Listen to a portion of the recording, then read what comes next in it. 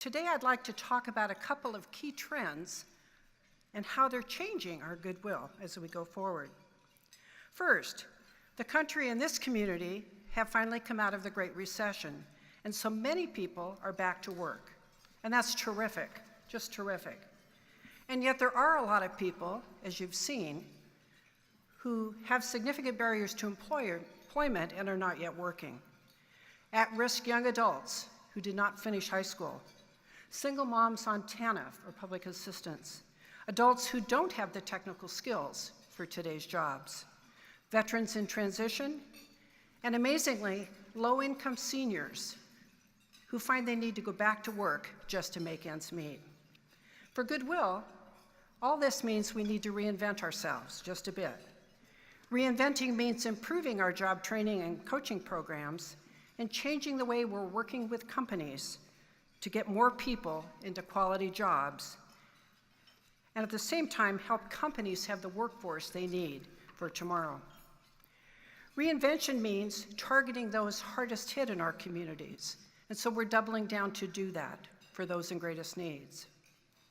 You saw in the video that we have a new program, a 2-year pilot program funded by the W.K. Kellogg Foundation called Women to Work. It's a program that helps women of color and other single moms with children under age 8 get off of public assistance. It's a pilot program, and the model tests a new partnership, the concept of partnering up childcare agencies in the community with workforce agencies like Goodwill, with the goal of ending 2 generations of poverty, the moms and the children. And I'm happy to tell you that the first cohort of moms are now enrolled in the program. Goodwill has also been selected by United Way for one of 2 grants to help low-income families through what they're calling Centers for Strong Families. The centers will serve families living in poverty or just above the poverty level.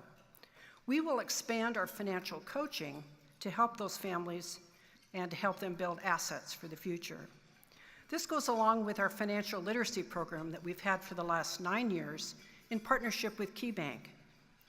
The additional coaching program would mean that we help more people at a time that's really critical for them, and that's when they first start going to work and earning that paycheck. And they need to plan for the finances of their family. I would tell you this morning that we're also expanding out in the rural areas and trying to help with GED and high school completion for at-risk young adults in the Yakima community. We've also just recently partnered in Longview with the school district for high school re-engagement, again to help at-risk young adults get their GED so they too can go to work. These are our first steps in our strategy to further regionalize job training services in the 15 counties we serve.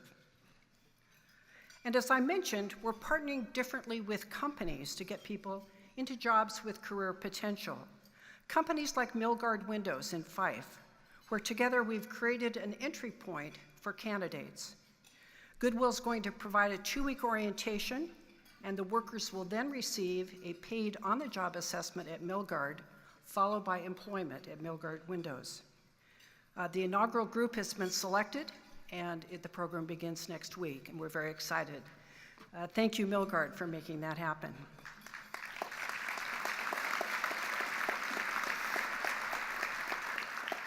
Another exciting development, as we try to move Goodwill retail employees along in their careers, we've piloted a career advancement program for transitional workers thanks to a grant from the J.P. Morgan Chase Foundation.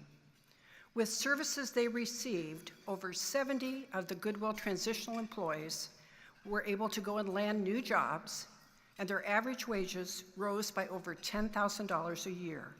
A great success for transitional employees. Thank you, Chase Foundation.